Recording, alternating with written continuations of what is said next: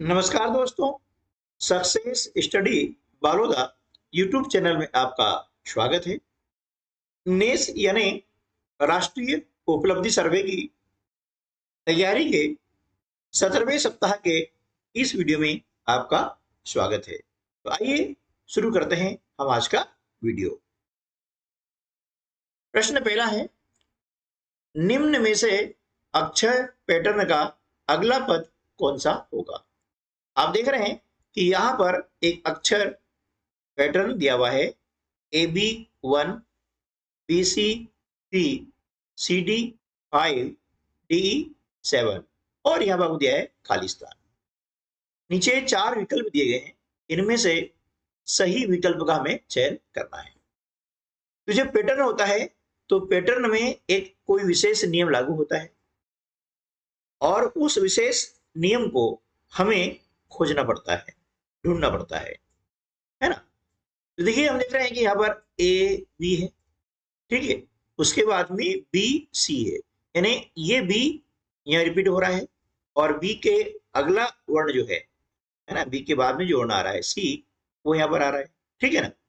फिर यहाँ देखिए सी डी, यही वर्ण यहाँ रिपीट हो रहा है, डी ई, है ना। तो हम देख रहे हैं कि यहाँ पर जो लास्ट में वर्ण है वह अगले पद में रिपीट हो रहा है, यानी ई यहाँ पर आ जाएगा, है ना।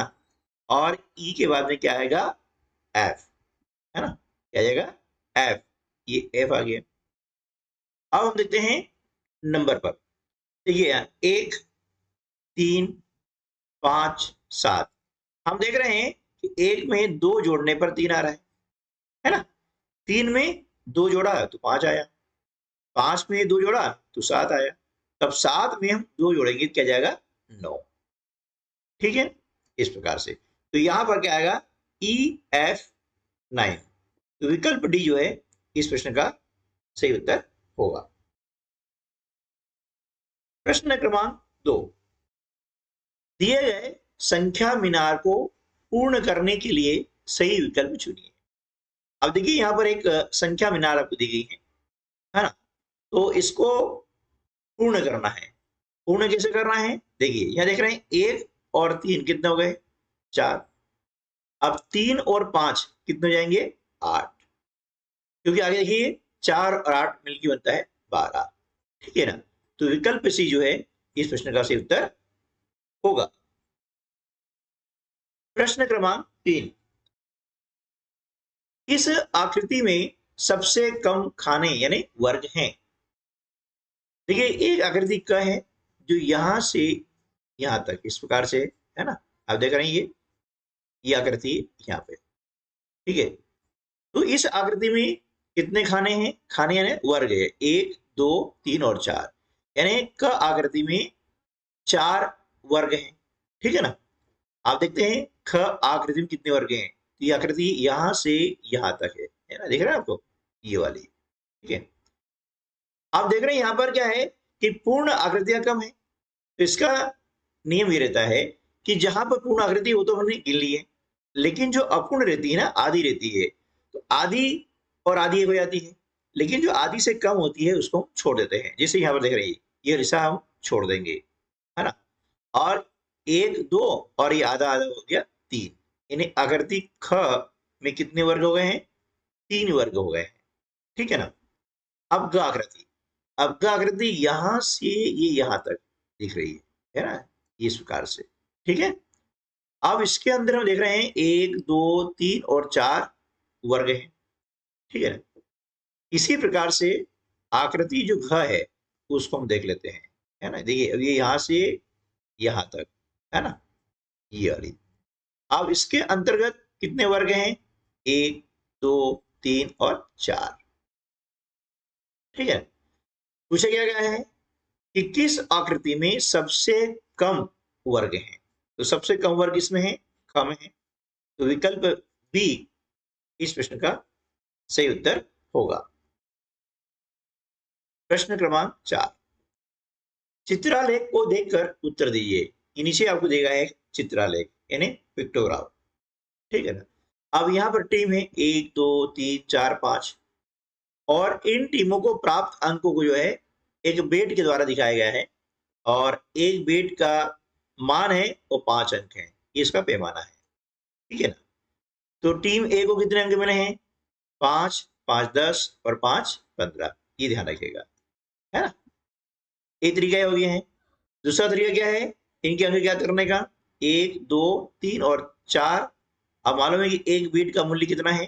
5 है, तो हम 4 में 5 से गुणा भी कर सकते हैं, तो 4 पंजे 20 अंक हो गए, ठीक है ना। इस प्रकार से या से जोड़ लें या गुणा कर रहे हैं। अब देखिए यहाँ पर 1 2 3 4 और 5, तो 5 गुणा 5 करते हैं तो 25 आता है, ठीक है। अब यहाँ पर 2 बेट है, यानी इसके अंक हो गए हैं 10, यहाँ पर 4 है, इसके हो गए 20, ठीक है। अब पूछा क्या है प्रश्न में? टीम 3 के कुल कितने अंक हैं? अब देखिए ये टीम 3 है ना, और इसके कुल अंक कितने हैं? 25 यानी 25। तो विकल्प सी जो है इसका सही उत्तर होगा। प्रश्न क्रमांक 5, संख्या 23,540 में 5 के स्थानीय मान व 4 के स्थानीय मान में कितना अंतर है, ठीक है ना। देखिए ये 5 है, 5 का हमें स्थानीय मान ज्ञात करना है, उसके बाद में हमें 4 का स्थानीय मान ज्ञात करना है, ठीक है। हम देख रहे हैं कि 5 सैकड़े स्थान पर है ना। देखिए इकाई, दहाई और ये सैकड़ा, सैकड़ा यानी 100। तो 5 सैकड़े स्थान पर है, इसलिए क्या करेंगे? 5 में हम 100 का गुणा करते हैं, तो कितना हो जाता है? 500। ये हो गया 5 का स्थानीय मान, ठीक है ना। इसी प्रकार से 4 का स्थानीय मान, 4 दहाई के स्थान पर है, दहाई यानी 10, तो क्या करेंगे? 4 में हम 10 का गुणा कर देते हैं, तो गुणन पर कितना आता है? 40, ठीक है। हमें याद करना है इनका अंतर, अंतर यानी घटाव, यानी 500 में से क्या करेंगे? हम 40 माइनस कर देंगे यानी घटा देंगे, ठीक है ना। तो यहाँ पर कितना आएगा? शून्य में से शून्य घटाते हैं तो शून्य आता है। अब शून्य में से 4 नहीं घटेगा, यहाँ से हमने दहाई उधार लिया, यहाँ हो गया 10, 10 में से 4 कम करते हैं तो बचता कितना? 6। यहाँ से उधार ले चुके हैं, कितना बचेगा? 4, यानी 460। विकल्प ए इस प्रश्न का सही उत्तर होगा। प्रश्न क्रमांक 6, टेली चिन्ह आपसे दिखाया गया है, द्वारा प्रदर्शित संख्या है। अब देखिए इसमें टेली चिन्ह क्या होता है?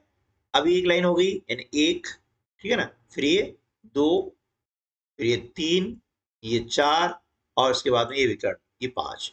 तो 5 और 5 10, 10 के बाद में 11 और ये 12, ठीक है ना। ये टेली चिन्ह जो है संख्या 12 को प्रदर्शित कर रहे हैं। प्रश्न क्रमांक 7, नरेश ने अपनी कमीज के लिए 4 मीटर 30 सेंटीमीटर कपड़ा खरीदा और 3 मीटर 5 सेंटीमीटर पैंट के लिए खरीदा, ठीक है ना। यानी कमीज के लिए कितना खरीदा?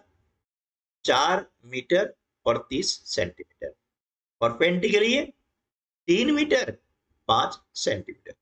उसके द्वारा खरीदे गए कपड़े की कुल लंबाई कितनी है? यानी दोनों लंबाई को हमें क्या करना है? जोड़ना है, ठीक है ना। देखिए इसके 2 तरीके होते हैं, या तुम क्या करें कि ऊपर मीटर और सेंटीमीटर इस प्रकार से लिख लें और जोड़ लें, या फिर 4 मीटर 30 सेंटीमीटर को हम क्या करें? दशमलव लिखें, यानी मीटर में इसको कन्वर्ट कर दें। 2 तरीके हैं और मैं दोनों तरीकों को समझाता हूं। देखिए यहाँ 4 मीटर 30 सेंटीमीटर, तो मीटर के नीचे लिखा हमने 4 और सेंटीमीटर के नीचे लिखा 30, ये हो गया 4 मीटर 30 सेंटीमीटर। पैंट के लिए 3 मीटर और 5 सेंटीमीटर, ये मीटर के नीचे लिखा हमने 3, ये 5 लिखा, ठीक है ना। इस प्रकार से अब दोनों हमने जोड़ दिया, ठीक है। तो कितना हो गया? 35 और ये 7, यानी क्या हो गया? 7 मीटर, क्योंकि मीटर के नीचे 7 आया हुआ है, तो 7 मीटर और 35 सेंटीमीटर। ये तरीका ये होता है। लेकिन हम देख रहे हैं कि अभी ऑप्शन में तो ये तरीका नहीं है ना, यहाँ दिया हुआ दशमलव में। तो हमें क्या करना होगा कि मीटर और सेंटीमीटर जो लिखा हुआ है इसे लिखना होगा दशमलव में। तो कैसे लिखते हैं, देखिए 4 मीटर और 30 सेंटीमीटर, इसको लिखेंगे 4.30 और ये हो गया मीटर, है ना। दशमलव के दाहिनी ओर, दशमलव के दाहिनी ओर छोटी इकाइयां लिखी जाती है और दशमलव की बाईं ओर बड़ी इकाई है। जैसे दशमलव की बाईं ओर 4 जो 4 मीटर है और इसकी दाहिनी ओर 3 शून्य है, मतलब ये सेंटीमीटर है, क्योंकि मीटर से छोटी इकाई होती है सेंटीमीटर। पेंटिंग के लिए 3 मीटर 5 सेंटीमीटर खरीदा, तो 3.05। अब यहां ध्यान रखिएगा, है ना, 0.5, क्यों कि ये 5 सेंटीमीटर है ना, ये हो गया मीटर। अब इन दोनों को हम जोड़ देंगे, ठीक है ना। तो इस प्रकार से इसको जोड़ते हैं, दशमलव नीचे दशमलव आना चाहिए, है ना, 4 और 3 7, ये हो गया मीटर, यानी 7.35 मीटर, है ना, ये 7.35 मीटर। प्रश्न क्रमांक 8, रोहित के पास 8.45 रुपए हैं, यानी 8 रुपए और 45 पैसे, क्योंकि रुपए से छोटी इकाई होती है पैसा होती है, यानी 1 रुपए में 100 पैसे होते हैं। तो इधर क्या हो गया, ये रुपए और ये क्या हो गया, पैसे। वह 7.65 की टॉफी खरीदता है, यानी 7 रुपए और 65 पैसे की टॉफी खरीदता है। रोहित के पास शेष धन कितना है, शेष मतलब बचा हुआ, ठीक है ना। तो रोहित के पास में कितने रुपए थे, 8.45 रुपए, ठीक है ना, कितने थे, 8.45 रुपए। और उसमें से उसने क्या किया कि 7.65 रुपए की ट्रॉफी खरीद ली। अब ट्रॉफी खरीद ली मतलब पैसा कम हो गया, कम हो गया मतलब घटाएंगे, है ना। तो 5 में से 5 घटाते हैं, शून्य आता है। 4 में से 6 नहीं घटेगा, तो हम यहाँ से एक दहाई उधार लेते हैं, है ना। तो कितने जाएंगे, 4 के 14, 4 है, हमने उधार लिया, कितना 14, 14 में से 6 घटाते हैं तो 8.0, आगे कितने बचे, 7, 7 में 7 घटाते हैं शून्य, है ना, ये हो गया। तो 0.80 रुपए, है ना, यानी 80 पैसे बचे, है ना, क्योंकि इधर रुपए हैं और इधर क्या है, पैसे हैं, ठीक है ना। प्रश्न क्रमांक 9, एक आयताकार पार्क की लंबाई और चौड़ाई क्रमशः 0.9 किलोमीटर और 0.6 किलोमीटर है। लंबाई कितनी है, 0.9 किलोमीटर और चौड़ाई है 0.6 किलोमीटर। इसके चारों ओर एक तार से 4 पंक्तियों में बाड़ लगाई जाती है, तो आवश्यक तार की लंबाई कितनी होगी। देखिए पार्क कैसा है, पार्क है आयताकार, है ना, इस प्रकार से ये आयत है आपकी, है ना, इस प्रकार के आकृति बोलते हैं आयताकार। अब इसकी लंबाई कितनी हो गई है, 0.9 मीटर, किलोमीटर सॉरी, है ना, और चौड़ाई 0.6 किलोमीटर, ठीक है। अब इसके चारों ओर तार लगाना है इस प्रकार से। अब चारों ओर तार लगाना मतलब इसका हमें ज्ञात करना है परिमाप। क्या ज्ञात करना है, परिमाप, ठीक है ना। तो परिमाप में क्या करेंगे, लंबाई जोड़ा, फिर इसमें चौड़ाई, फिर लंबाई और फिर चौड़ाई, ठीक है। या इसका एक सूत्र भी होता है ना। और इसमें एक तार की लंबाई क्या हो जाएगा, यहां से यहां तक जो हम घूमेंगे तो एक तार लंबाई होगी, लेकिन हमें पूछा है 4 तार की लंबाई, ठीक है ना। देखिए तो पहले हम क्या करेंगे, एक तार की लंबाई ज्ञात कर लेते हैं। तो 0.9 और 0.6 इनको हम जोड़ देते हैं, ठीक है। 15 के 5 हासिल का 1 यहाँ गया। अब इतने किलोमीटर क्या हो गया, लंबाई और चौड़ाई का योग। अब यहां से यहां तक, लेकिन देख रहे हैं ये लंबाई और लंबाई बराबर है, इसमें क्या करते हैं, 2 का गुणा कर देते हैं, ठीक है ना। हो गया 3.0 किलोमीटर। अब दशमलव बाद में शून्य है तो कोई मतलब नहीं है, इसका मतलब हो जाता है 3 किलोमीटर। ठीक है। अब हमें 4 पंक्तियों में बाड़ लगानी है, यानी यहां पर यदि एक तार लगाते हैं, एक पंक्ति लगाते हैं, तो तार की लंबाई हो जाती है 3 किलोमीटर। अब हमें 4 तार लगाने हैं, तो एक से अनेक का मान जब ज्ञात करते हैं तो उसमें गुणा करते हैं, यानी 3 में 4 का गुणा किया तो 3 चौके 12 किलोमीटर, है ना। तो जो आवश्यक तार की लंबाई है वो कितनी हो जाएगी? 12 किलोमीटर। प्रश्न क्रमांक 10। 2 मीटर 45 सेंटीमीटर चौड़ाई तथा 3 मीटर लंबाई वाले टुकड़े के कपड़े के एक टुकड़े का क्षेत्रफल क्या होगा? है ना। यानी 2 मीटर 45 सेंटीमीटर चौड़ाई है और 3 मीटर लंबाई है, उस कपड़े के एक टुकड़े का हमें निकालना है क्षेत्रफल। ठीक है ना। तो ध्यान दीजिएगा, जब हमें क्षेत्रफल निकालना होता है तो लंबाई में चौड़ाई का गुणा करते हैं, यानी चौड़ाई में लंबाई का गुणा करते हैं। ठीक है, एक ही बात है। तो 2 मीटर और 45 सेंटीमीटर, इसको लिखेंगे हम दशमलव में तो क्या हो जाएगा? 2.45 मीटर। ठीक है ना। अब लंबाई कितनी है? 3 मीटर है, इसमें क्या करेंगे? 3 का हम गुणा कर देते हैं, जैसे हम साधारण गुणा करते हैं पहले वैसे ही गुणा कर लेते हैं।